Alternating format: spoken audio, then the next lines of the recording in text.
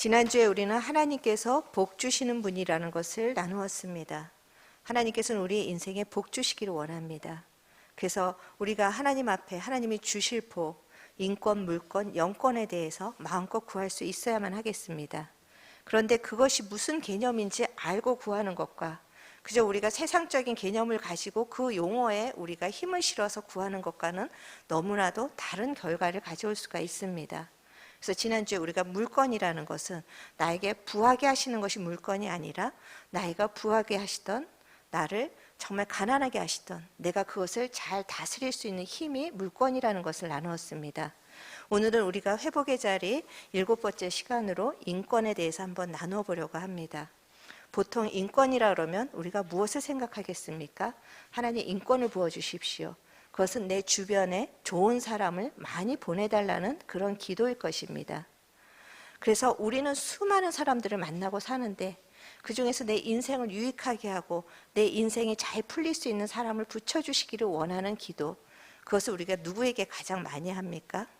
아이들을 키울 때 가장 많이 하고 있지 않습니까? 좋은 친구를 주시고 좋은 선생님을 주시고, 그래서 우리가 하나님 인권을 부어 주시옵소서. 그럴 때 우리는 좋은 사람을 생각할 것입니다.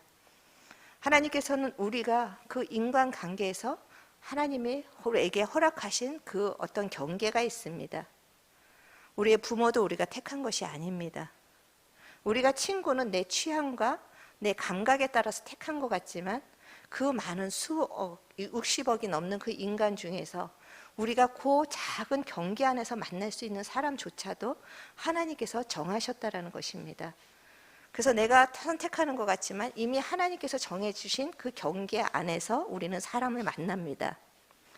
그렇기 때문에 우리가 사람을 어떻게 만나느냐가 우리의 인생을 좌우할 때도 있습니다. 친구 따라 강남 간다는 이야기처럼 우리가 사람을 잘못 만나면 인생의 잘못된 길로 빠져들기도 하고, 그 어떤 사람의 영향력이 있는 사람을 만나서 또 인생이 바뀌는 경우도 있습니다. 여러분의 인생을 돌아볼 때 여러분은 사람 복이 있으십니까? 우리는 부모 복이 있는가? 아니면 내 친구 복이 있는가? 남편이나 아내 복이 있는가? 그런 생각을 하게 됩니다. 그런데 오늘 읽은 본문에서 보면 다윗도 그 한 가문에서 두 종류의 사람을 만납니다. 하나는 다윗의 인생에 도움이 되는, 정말 다윗의 생명을 정말 도와주는 요나단이라는 그 인물을 만나고, 동시에 다윗을 힘들게 하는 사울을 만납니다. 그럼 다윗이 요나단을 만난 것은 복이고 사울을 만난 것은 화이겠습니까? 우리는 그렇게 생각합니다. 그리고 제가 이제 아이들을 키울 때 항상 상담을 가서 아이가 문제가 있습니다 하면 저도 그렇지만 모든 사람이 동일하게 하는 말, 친구를 잘못 만나서 그래요. 우리 애는 그렇지 않았는데 친구를 잘못 만났어요. 부모라면 동일하게 그 말을 합니다. 그런데 과연 사울을 만난 것은 화이고 요나단을 만난 것은 우리의 인생의 복일까? 우리가 이 인권에 대해서도 다시 한번 좀 생각해 보는 시간이 되었으면 좋겠습니다. 하나님께서 붙여주신 모든 것은 시편 16편에 있는 것처럼 하나님이 내게 줄로 재어진 구역은 실로 아름답도다. 만약에 내가 원하지 않는 사람을 만났을지라도 하나님이 그 사람을 나에게 붙여주셨다면 그것이 복이라는 것입니다. 우리가 이 성경적인 관점을 갖지 않으면 우리는 세상적인 관점으로 좋은 사람을 만나면 복, 나쁜 사람 만나면 화, 우리가 이 성경을 믿으면서도 하나님의 이 가치를 믿으면서도 여전히 세상 가운데서 벗어날 수가 없다라는 것입니다. 하나님이 붙여주신 사울도 다윗에게 복이었습니다. 그래서 오늘 우리가 우리 주변에 붙여주신 그 사람들이 어떻게 나에게 복인가를 한번 나누어 보려고 합니다. 첫 번째로 여러분의 주변에 있는 요나단과 같은 사람, 떠올릴 수 있는 사람이 있습니까? 하나님이 붙여주신 복입니다. 요나단은 이 다윗과는 경쟁 구도에 있었습니다. 그렇기 때문에 요나단이 다윗을 이렇게 자기 생명과 같이 사랑하고 자기의 옷을 주고 이런 관계가 될 수 있다는 것은 요나단이 일방적으로 지금 다윗에게 복을 주고 있는 것입니다.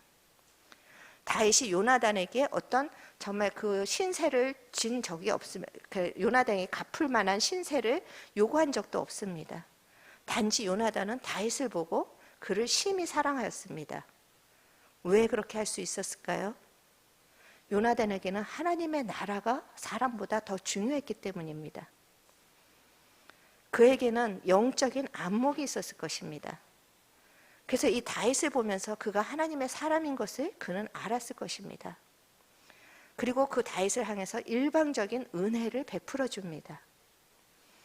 하나님께서는 이렇게 우리의 복음을 세우기 위해서, 우리의 생명을 살리기 위해서 우리에게 수많은 사람들을 보내주셨습니다. 가장 크게, 우리가 큰 바운더리부터 보면 가장 크게 예수님을 보내주셨습니다. 그리고 그 예수님을 통하여서 또 그 복음이 이어지게 한 많은 선진들을 보내주셨고, 또 이 나라에 선교사님들을 보내주셨습니다. 지금도 하나님께서는 생명을 살리기 위해서 수많은 사람들의 마음속에 하나님이 일방적으로 부어주시는 은혜를 정말 그 사람들에게 부어주게 하십니다. 얼마 전에 우리가 그 북한 기도 모임을 할 때, 우리는 북한에 대해서 그렇게 절절하게 기도하지 않는데 독일에서 지금 북한을 품고 이 대한민국의 교회를 품고 그렇게 절절하게 기도하는 사람들을 우리가 사진으로도 볼 수가 있었습니다. 그 사람들의 마음이었겠습니까? 한 번도 대화도 나눠보지 않은 이 대한민국이란 나라, 또 북한이라는 나라, 우리는 잠자고 있을 때 그들을 통하여서 하나님께서는 하나님의 복을 나눠주시기 위해서 그들을 일으키신 것입니다. 이렇게 우리 한 사람이 이 자리에 있기까지 우리는 잊고 있을지라도 하나님은 요나단과 같은 자들을 많이 보내주셨다는 것입니다. 그런데도 우리는 사람 복이 없다라고 스스로 자기를 정말 그렇게 비하시킵니다. 사람 복이 없는 것이 아니라 하나님이 붙여주신 그 의인들, 복을 우리가 발로 찬 것입니다. 지금 사울이 그랬습니다. 사울에게 하나님은 다윗을 붙여주셨습니다. 사울이 다윗과 함께 손을 잡았다면 그 나라가 아름답게 세워졌을 것입니다. 그런데 하나님이 붙여주신 다윗을 사울은 어떻게 했습니까? 그를 시기하고 질투하고 그가 내 나라를 뺏을 것이라고 경쟁 구도에 있으면서 그 복을 스스로 차버린 것입니다. 하나님이 좋은 사람을 붙여주셔도 우리가 그것을 알아볼 수 있는 안목이 없다면 우리는 그 하나님의 복을 누릴 수가 없을 것입니다. 저는 하나님이 붙여주신 아름다운 사람들을 여러분이 볼 수 있는 안목이 열리기를 축원합니다. 그리고 이미 붙여주신 그 사람들에 대해서 감사하는 마음들이 일어나기를 원합니다. 너무나도 당연한 것으로 여기고 너무나도 함부로 여기고 그래서 우리가 사람을 관리하지 못해서 놓쳐버린 사람들이 얼마나 많이 있습니까? 인권이라는 건 사람을 스스로 관리할 수 있는 힘, 하나님이 붙여주신 관계를 잘 관리할 수 있는 것이 진정한 능력이고 인권인 것입니다. 그 복을 내가 복으로 아는 것이 우리가 하나님께 받을 수 있는 능력이라는 것입니다. 그렇기 때문에 이미 우리가 주신 그 하나님의 사람들을 잘 관리하시기를 바랍니다. 그 관계를 잘 맺으시기를 바랍니다. 그래서 그 복된 사람을 진정으로 복으로 여길 수 있는, 그래서 여러분의 삶이 더 풍성해지시기를 주님의 이름으로 축복합니다. 두 번째로 하나님께서 우리에게 붙여주시는 사울이 있습니다. 사울은 다윗을 궁정으로 초청한 것이 아니라 광야로 내어 쫓았습니다. 왜 그랬습니까? 사울의 마음속에는 다윗이 자기의 위치를 위협한다고 생각을 한 것입니다. 그래서 사울은 끊임없이 다윗을 괴롭혔습니다. 그리고 다윗은 사울 때문에 광야를 10여 년 동안 방황하게 됩니다. 하나님께서 그에게 왕을 삼으시겠다로 기름을 사무엘을 통해서 기름을 부으시고 하나님은 곧바로 궁정으로 보내신 것이 아닙니다. 그를 10년 동안 광야에서 돌게 하셨습니다. 사울이라는 통로를 통해서. 여러분이 다 읽으셨을지 모르지만 예전에 새 왕 이야기라는 책이 있었습니다. 거기서 이런 말을 합니다. 내 밖에 사울이 있다고 생각된다면 그것은 바로 자신이 사울이라는 이야기가 있습니다. 저 사람 때문에 내 인생이 힘들어졌어. 그럼 그 사람이 자기 안에 있다라는 것입니다. 그 사람이 나쁜 사람이 아니라 그 사람을 통하여서 하나님이 내 안에 있는 그 악한 것들을 뽑기를 원하신다라는 이야기를 세왕 이야기에서 하고 있는 것입니다. 하나님은 10년 동안 왜 사울을 붙이셨는가? 다윗이 사울 되지 않게 하시기 위한 하나님의 섭리였습니다. 다윗 안에도 사울과 같은 요소가 있는 것을 하나님께서는 이 광야의 시간에서 뽑으신 것입니다. 옛 자아를 죽이는 시간, 그것은 좋은 사람을 통해서 이루어지는 것이 아니라 나를 힘들게 하는 사람을 통해서 이루어진다는 것을 기억하시기 바랍니다. 하나님께서 우리에게 원하시는 삶은 그냥 평안하고 기뻐하고 그냥 세상 사람처럼 먹고 마시고 즐거운 그런 삶을 원하시는 것이 아니라 하나님이 우리에게 원하시는 삶, 하나님의 형상으로 회복되는 것입니다. 그것이야말로 인권인 것입니다. 내가 하나님의 형상으로 회복되기 위해서 하나님은 끊임없이 우리에게 사울을 붙이실 것입니다. 언제까지요? 내 안에 사울적인 요소가 빠질 때까지. 그래서 사무엘하 7장 14절에서 하나님께서는 사람의 막대기로 우리를 훈련하신다고 하십니다. 우리 안에 있는 죄를 하나님이 징계하시기 위해서 사람의 막대기를 사용하십니다. 그렇기 때문에 사울이 복이라는 것입니다. 그 사람의 막대기가 없었으면 내가 어떤 자인지 인간은 스스로가 알 수가 없습니다. 모든 사람을 만나보면 공통적으로 나타나는 것이 그래도 자기는 의롭다라는 것입니다. 얼마나 인간이 착각 속에 있는지 자기 스스로는 그래도 의롭다라는 이 죄의 근성을 가지고 있기 때문에 그 힘든 사람의 매를 통해서만이 자기가 얼마나 고약한 자인지 드러날 수밖에 없습니다. 그래서 하나님은 사람의 매를 통해서 사울이라는 매를 통해서 다윗을 계속 징계하시는데 그것은 형벌이 아니라 하나님의 형상으로의 회복입니다. 다윗은 이 광야의 시간에서 사울에게 갚지 않기로 결단합니다. 다윗은 그 광야의 시간에서 하나님의 주권에 자기를 맡기는 그런 사람으로 세워집니다. 오늘 우리가 하나님은 왕이십니다. 정말 목소리를 높여서 찬양했지만 정말 여러분이 삶 속에서 왕으로 대우하고 계십니까?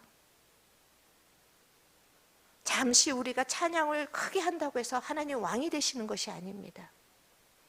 하나님 우리의 삶을 다스리시고 통치하시고 내 생각과 내 감정까지 통치하시려면 우리에게는 죄송하지만 매가 필요합니다. 매가 없이는 하나님의 정말 그 징계가 없는 자는 사생하라. 하나님은 사랑하실수록 매를 드십니다. 그래서 그 사람이 하나님의 사람으로 서기를 원하시는 하나님의 계획이 있습니다. 여러분 이 시간에 여러분의 삶을 힘들게 했던 어떤 사람들을 예수의 이름으로 용서하십시오. 그 사람들은 여러분을 힘들게 하는 것이 아니라 하나님께서 여러분의 고약한 것들을 다 뽑아내고 하나님의 형상으로 회복시키기 위한 특별한 은혜였음을 고백하는 밤이 되시기를 원합니다. 그 사람이 없이는 사람 되지 못합니다. 우리는. 그래서 하나님은 아프시지만 사람의 매를 허락하시는 것입니다. 요한복음 1장 12절 하나님께서는 우리가 예수를 믿음으로 말미암아 자녀가 되는 권세를 주셨다고 하셨습니다. 이 자녀가 되는 권세 중에 가장 큰 권세가 무엇입니까? 하나님의 형상으로 회복되는 권세입니다. 예수 그리스도의 성품으로 입는 권세입니다. 그래서 정말 우리 안에 이제 하나님 다윗이 그 사울을 통해서 또 나중에는 그 압살롬을 통해서 광야의 시간을 지나갔던 그것이 다윗을 끝까지 하나님의 앞에 서게 만든 하나님의 은혜였음을 고백하면서 오늘 우리가 지나왔던 모든 사람들을 용서하고 축복하는 시간이 되었으면 좋겠습니다. 그리고 그 가운데 하나님의 손길이 있었음을 우리가 겸손하게 고백할 때 우리의 인생엔 하나님이 붙여주시는 그 모든 은혜가 열릴 것입니다. 그리고 요나단, 사울, 그 다음에는 우리 주변에 다윗 같은 사람이 있습니다. 아니면 내가 다윗 같은 사람이 되어야 합니다. 다윗은 그런 정말 그 광야에서 훈련을 받으면서 아둘람 공동체라는 것을 세웁니다. 그 아둘람 공동체에 모인 사람들을 보면 사무엘상 22장 1절에서부터 2절을 보면 그들이 모인 사람들이 환난당한 모든 자, 빚진 모든 자, 마음이 원통한 자들이 다 그에게로 모였습니다. 한마디로 세상에선 버림받고 상처받은 사람들입니다. 그 사람들이 모인 공동체가 아름다웠겠습니까? 상처가 많은 사람일수록 더 정말 흠집을 내게 돼 있습니다. 그 공동체에서 날마다 비명소리가 그치지 않았을 것입니다. 싸움이 그치지 않았을 것입니다. 그런데 그들이 나중에는 어떤 사람들이 됩니까? 하나님 나라의 군사들로 일어납니다. 저희들의 공동체가 또 작은 교회이기 때문에 사실 싸움이 내면에서 끊이지 않을 것입니다. 저 사람은 왜 저래? 힘들다. 정말 이 목사로서 가장 힘든 것은 이 사람은 이 사람대로 얘기하고 저 사람은 저 사람대로 얘기할 때 누구의 편도 들어줄 수가 없다라는 것입니다.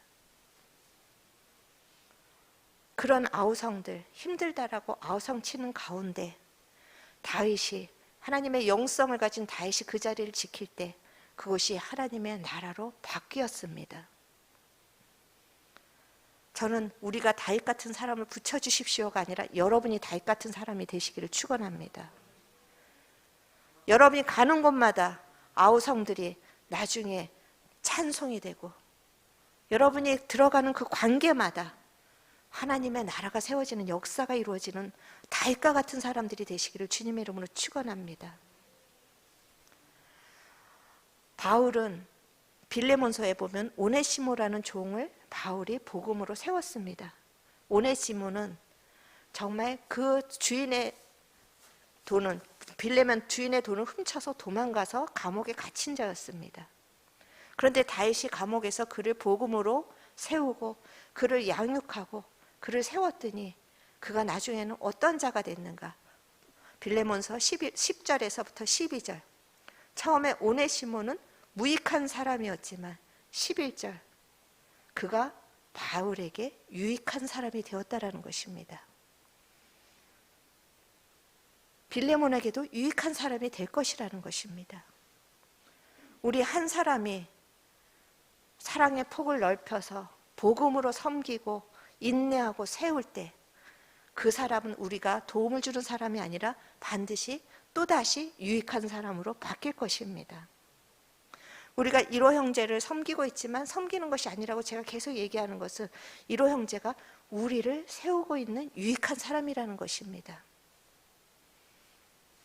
부모라는 위치, 아이들 기르라고 너무 힘들고 짜증나는 것이 아니라 그 아이들을 섬기고 세울 때 그 아이들이 나중에 유익한 사람이 될 것이라는 소망을 가지고 최선을 다하는 것입니다. 그래서 나에게 하나님 좋은 사람을 붙여주세요. 우리가 그 기도보다는 하나님 내가 사람을 세우는 자가 되기를 원합니다. 이런 인권이 넘치는 저희들이 되기를 원합니다. 날마다 세상적인 가치관을 가지고 저에게 인권을 부어주세요. 좋은 사람을 부어주세요. 그것이 아니라 하나님 나를 통하여서 무익한 자들이 유익한 자가 되기를 원합니다. 하나님 나를 통하여서 하나님의 나라가 세워지기를 원합니다. 우리가 그런 사람이 되는 인권이 넘치는 우리들이 되기를 축원합니다. 요즘은 인간관계에 있어서 너무나도 계산적입니다. 조금만 내 뜻에 안 맞으면 손절이라는 말 딱 잘라버립니다. 인내하고 참고 기다려주는 것이 없이 너무나 판단이 빠릅니다.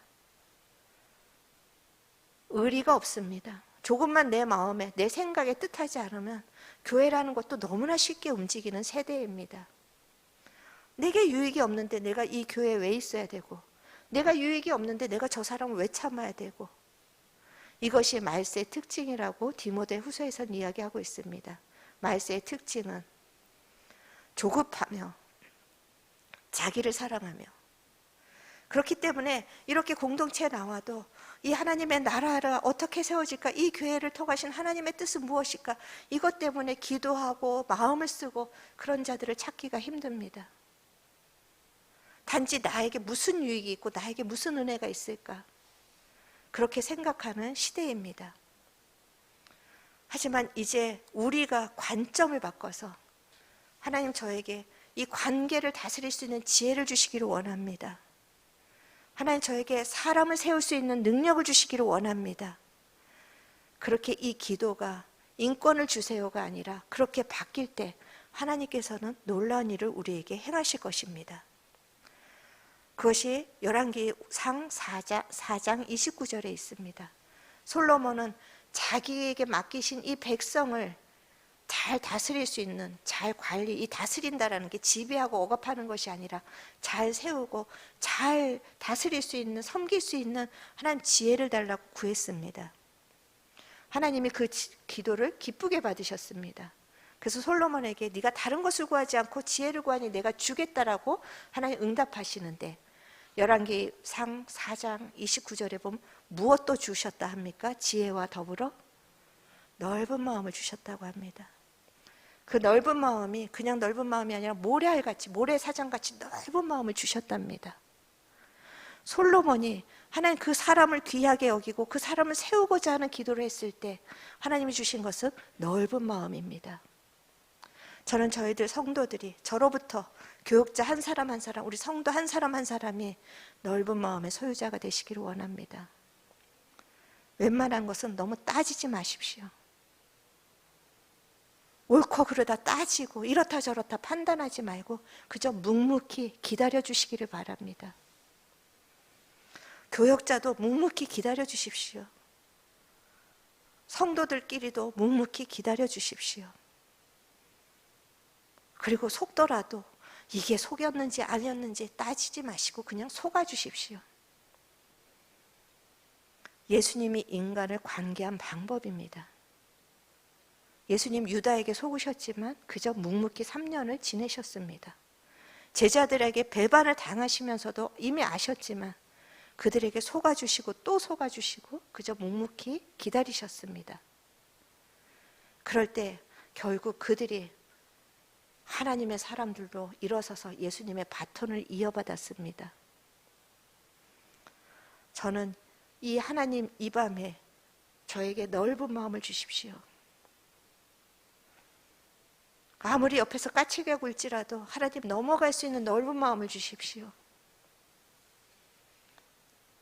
하나님, 그리고 이 넓은 마음을 가지고 하나님 복음 안에서 기도할 때 내가 세워지고 내가 하나님의 형상으로 변화되고 하나님 내 주변에 하나님의 나라가 세워지게 하여 주시옵소서.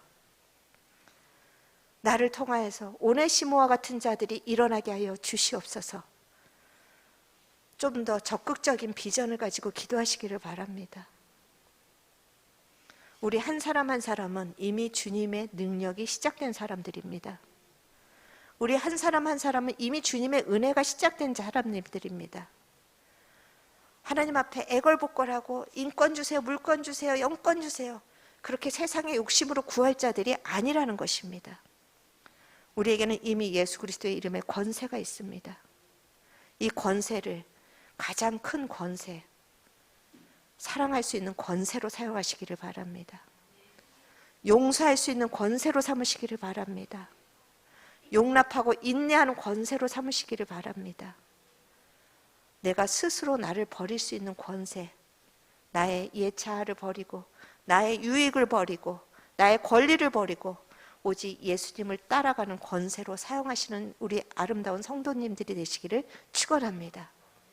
그래서 이것을 우리가 함께 소유해서 우리 함께 서로를 불쌍히 여기며 손잡고 하나님의 나라를 향해서 힘차게 달려나가는 우리 진리등대 공동체 되기를 간절히 소망합니다.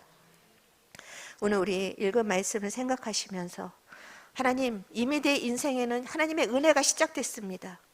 더 이상 복 달라고 그렇게 애걸구걸 할 것이 아니라 이 주신 은혜를 가지고 이 권세를 가지고 하나님, 제가 물질을 다스리고 사람을 관계를 다스리고 하나님 그 영의 세계를 다스리는 자가 되기를 원합니다. 하나님의 은혜는 이미 시작됐습니다. 여러분의 인생을 향해서 선포하십시오. 그리고 여러분 자신을 자꾸만 약한 자로 여기지 마시고 이 권세를 사용하셔서 하나님의 나라에 놀라우신 복의 축복의 통로, 아브라함을 내가 너를 복을 통로로 삼으시겠다고 약속하신 그 복의 통로가 되시기를 우리가 정말 생각하면서 이 찬양 함께 드리시겠습니다. 시작됐네.